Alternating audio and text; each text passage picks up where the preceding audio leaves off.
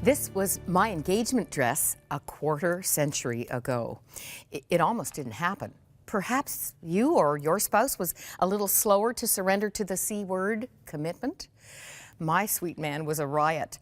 Thankfully, the one who started the romance kept me calm and confident. I had received the gift I'd asked for, birthday gift, confirmed with the ring, a handsome prince. But the next day, my fiancé had the unmistakable look of cold feet all over his face. I told Richard we would not move ahead unless and until he knew that this was God's will for his life. "What are you afraid of?" I asked. "Loss of control," was his immediate confession. Richard had decided to marry me, quote, "because I couldn't think of a good reason not to." To be fair, he didn't know me that well. We'd just met 7 months earlier and become engaged after only a 6-week courtship. I had not a particle of doubt. God had been wooing me to marriage months before Richard and I were dating. But for him, it was a step of faith, not unlike giving his life to Jesus Christ. There are unknowns and fears about what our life will be when it's no longer our own. The following morning, March 15th, Richard was ready to tell David Maines.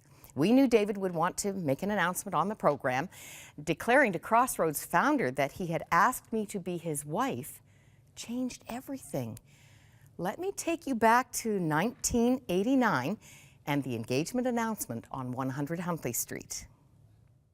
Well, here's something to brighten all of your days. Now, normally when the secretary-treasurer of this corporation comes on, he normally comes on to talk about what secretary-treasurers and financial controllers usually talk about. But he's not coming on today for that purpose. We have a surprise purpose for bringing on Mr. Richard Brown. Welcome him, please. Richard, come out, please. God bless you, Richard. Come stand beside me here. Now, Richard, you have done many fine things in your life. Your full-time employment, however, and a lot more than full-time employment, has been right here at 100 Huntley Street as financial controller in the past, and that's a very significant thing that you've done, being here with us. In the past, you have an MBA degree from Western Ontario University. That was a very important thing. You were president of a printing company here in this area, which is also a very important thing. But ladies and gentlemen... She's already sold. She's all...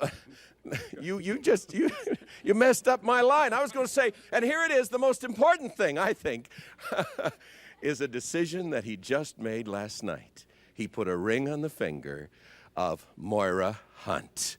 Here they are, the future Mr. and Mrs. Brown, engaged now. Romans 10, 9-13 had a deeper significance because of what happened that day. Note the importance of making a verbal declaration of your faith and commitment. For if you confess with your mouth that Jesus is Lord and believe in your heart that God raised him from the dead, you will be saved. For it is by believing in your heart that you are made right with God, and it is by confessing with your mouth that you are saved. As the scriptures tell us, anyone who believes in him will not be disappointed. C.S. Lewis, the Oxford professor and author, famously wrestled with the truth that confronted him about Jesus Christ. With cold feet, he came kicking and screaming into the kingdom. Surprised by joy is his powerful testimony. My reserved husband was transformed by his leap of faith, too. The chill of fear and uncertainty was completely gone, as you can see. And the whole drive home that day was peppered with repeated "I love yous." God had provided his hug of assurance. Our marriage program features a story that my niece Jessica wrote when she was 5. It says, believe it or not, once upon a dream lived a prince. He loved a princess. He hoped that she loved him, and she did. The two got married.